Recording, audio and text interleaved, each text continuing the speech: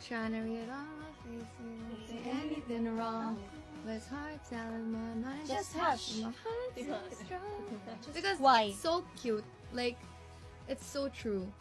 That, you know, like, my mind is telling my heart, just hush. Ay, Yeah. baliktad ba? Or my heart? Basta yun. My heart's telling my mind, just Yeah. hush. Kasi diba ang daming ganun na situations, like, Kumalma ka. yeah, like, nagka-clash yung heart and mind. Ako yung chorus. Let's lose track of the time and why and repeat. Cause boy, here's my guarantee. Walang tulad sa tamis ng unang kilig.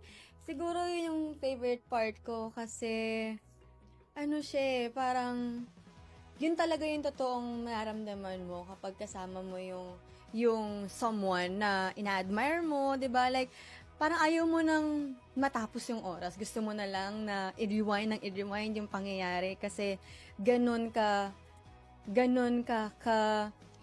hindi, parang ganun kalala yung feeling mo habang nararamdaman mo yung situation na yun. So, it's your inner core. I love that part. Ako, pero pa isa.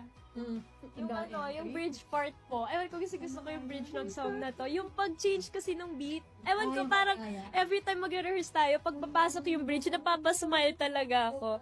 After ni Ate Aya, yung change ng Oo. Ay, Kati ko lang. Yun. Ang ganda ng change. Ako meron na din ako. Ay! Yung yung second verse. Sandali, wag madali. Ang puso ko hindi pwedeng paglalaruan. Kawalan, Don't play with it, pero wag mo rin siyang pakawalan. Yeah.